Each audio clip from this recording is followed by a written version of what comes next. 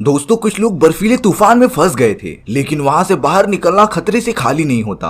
कहानी की शुरुआत में हमें पैम नाम की एक लेडी को दिखाया जाता है, जो हमेशा की तरह सुबह उठकर फ्रेश हो रही थी। लेकिन पैम देखने पर कुछ कंफ्यूज सी लग रही होती है, जैसे उसके मन में एक राज छुपा हो और वो किसी को बताना नहीं चाहती। समय होता है 2022 का और वहाँ की सारी जगहों पर बर्फीले तूफान चल रहे थे। पैम को न्यूज से ये भी पता चलता है कि आज वहाँ पर बहुत ही ज्यादा तूफान आने वाला है, इसीलिए कोई भी घर के बाहर ना निकले। लेकिन पैम पता नहीं क्यों पहाड़ों पर ट्रैकिंग के लिए तैयार होने लगी थी। हमें पैम के घर में कुछ फोटोग्राफ्स को दिखाया जाता है, जिसमें कि दो छोटी लड़कियां मौजूद थीं, यानी कि पैम का उन दोनों से कुछ रिलेशन तो होगा ही। अब काफी ज्यादा तूफान आने पर भी पैम तैयार होकर अपनी कार से निकल जाती है। उससे जरा भी आइडिया नहीं था कि वो क्या कर रही है, लेकिन लास्ट में रीजन जानने के बाद आप सब चौंक जाओगे। अब पैम एक पहाड़ी वाले इलाके में पहुंच जाती है, जहाँ पर उसने दो कार्स को पार्क हुए देखा था। उसमें से एक कार कपल्स का होता है, जिनसे कि पैम जाकर पूछ रही थी कि वो दूसरी कार किसकी है। उन कपल्स को तो इस बात का जरा भी आइडिया ही नहीं होता। कपल्स के जाने के बाद पैम लगातार यही सोचने लगी थी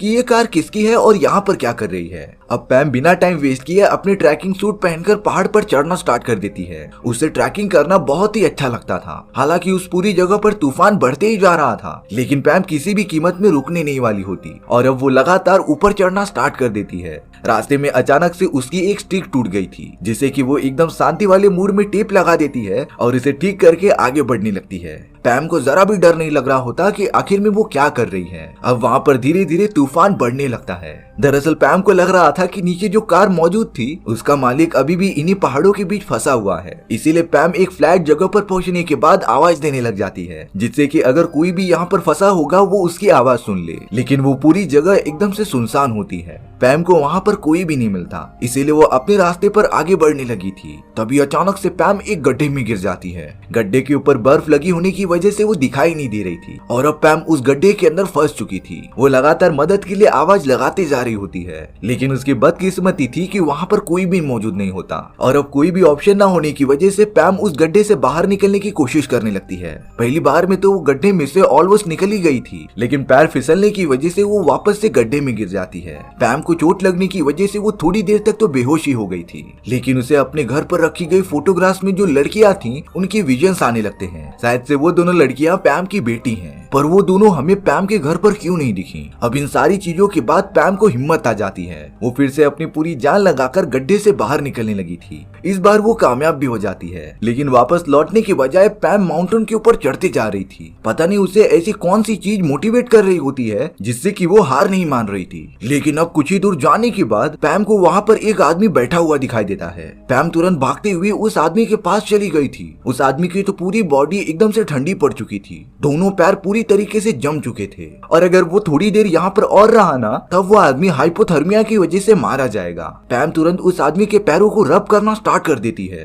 पैम उस आदमी को सॉक्स और कुछ कपड़े पहनाकर गर्मी देना चाहती थी। उस आदमी की हालत इतनी ज्यादा खराब होती है कि वो ना बोल पा रहा था और ना ही अच्छे से चल पा रहा था। पैम उस आदमी को अपने कंधे पर उठाकर लेकर चल रही थी। उस आदमी को तो बहुत ही ज्यादा भूख भी लग रही होती है। पैम के पूछने पर उस आदमी ने अपना नाम जॉन बताया था, लेकिन अब पैम कैसे भी करके जॉन को बचाना चाहती थी, इसीलिए वो जॉन को अपने साथ माउंटेन के नीचे लेकर जाने लगती है। वो दोनों चलते चलते पेड़ वाले इलाके में पहुंच गए थे, लेकिन अब पैम और जॉन दोनों ही बहुत ही ज्यादा थक जाते हैं। उनके पास खाने और पीने के लिए सामान बचा ही नहीं था। बर्फीला तूफान भी काफी ज्यादा बढ़ गया होता है। जॉन का पैर फिसलने की वजह से वो नीचे गिरने लगा था। बर्फ फिसलने की वजह से पैम भी उसके साथ नीचे गिरने लगती है। सच में उन दोनों को बहुत ही बुरा वक्त देखना पड़ रहा था। दरअसल जॉन उस पहाड़ी पर सुसाइड करने गया था, लेकिन पैम ने उसे सही टाइम पर बचा लिया। अब यहाँ पर काफी ज्यादा रात भी होने लगी थी। पैम को ये बात पता थी कि रात होने पर और भी ज्यादा ठंड हो जाएगी, इसीलिए वो जल्द से जल्द जंगल से होकर बाहर निकलना चाहती थी। अब पैम जॉन के साथ एक नदी को पार कर रही होती है,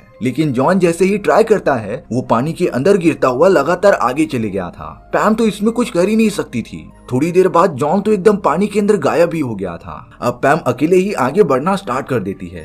एटलीस्ट उसे इस बात का सेटिस्फेक्शन था कि उसने जॉन को बचाने के लिए पूरी कोशिश की थी, लेकिन कहीं न कहीं उसे जॉन के लिए बहुत ही ज्यादा बुरा लग रहा था। पैम जैसे ही थोड़ा और आगे बढ़ती है, तब वो ये देखकर बहुत ही ज्यादा शॉक हो गई थी। जॉन की बॉडी किनारे पर आ चुकी होती है। पैम तो तुरंत जॉन के पास जाकर उसे देखने दिखने लगी थी। इन सारी चीजों के बाद भी जॉन एकदम सही सलामत होता है और अब पानी से बाहर निकलने के बाद वो दोनों कुछ टाइम तक वहीं पर रुकते हैं। इसके बाद पैम जॉन को लेकर आगे बढ़ने लगी थी। पैम तो अब किसी भी हालत में रुकने नहीं वाली थी। इसी तरीके से चलते हुए उन्हें कई घंटे बीत जाते हैं, लेकिन यहाँ पर तूफान रुकने का नाम ही नहीं ले रहा था। अब वो मोमेंट आ जाता है जब वो दोनों एक सड़क के रास्ते पर पहुंच गए थे। हालांकि पैम एक गाड़ी को आवाज देने की बहुत कोशिश करती है, लेकिन ड्राइवर ने उसकी आवाज सुनी नहीं थी। इसीलिए अब पैम और जॉन सड़क के रास्ते से आगे बढ़ना स्टार्ट कर देते हैं। थोड़ी देर में ही वो दोनों उस जगह पर पहुंच गए थे जहाँ पर पैम और जॉन की गाड़ी खड़ी हुई थी। पैम अपनी कार को निकालने के लिए चली जाती है, तभी उसने अचानक से देखा कि जॉन अपनी कार में बैठकर तुरंत वहाँ से चला गया है।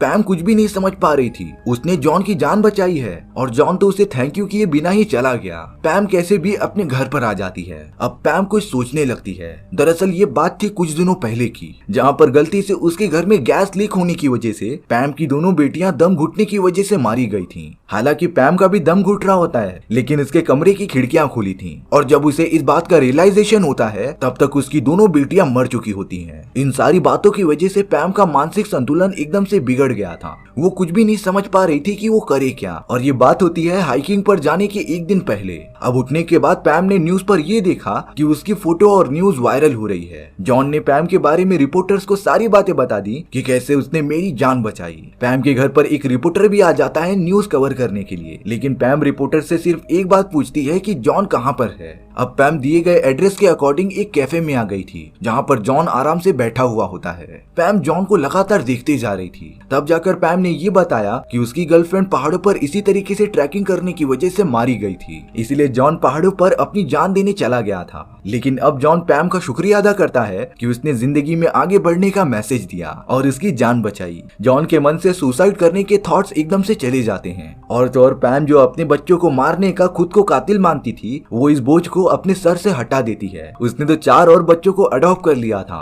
और वो इसी तरीके से लोगों की मदद करती रहती है। दोस्तों, ये कहानी रियल इंसिडेंट पर आधारित है। पैम नाम की एक रियल लेडी ने ये सारी चीजें की थी, जिससे कि हमें लाइफ में आगे बढ़ने का हौसला मिलता है। जिंदगी में उतार चढ़ाव तो आते ही रहेंगे। आपको ये स्टोरी कैसी लगी कमेंट सेक्शन में बताना भूलना मत। और अगर आपको मेरा एक्सप्लेनेशन 1% भी अच्छा लगा होगा ना, तो वीडियो को लाइक एंड चैनल को सब्सक्राइब जरूर कर देना, क्योंकि सच में इससे मुझे बहुत ज्यादा मोटिवेशन मिलेगा आपके लिए इसी तरीके की मजेदार स्टोरीज ढूंढ कर लाने के लिए। तो मिलते हैं नेक्स्ट वीडियो में। सी या।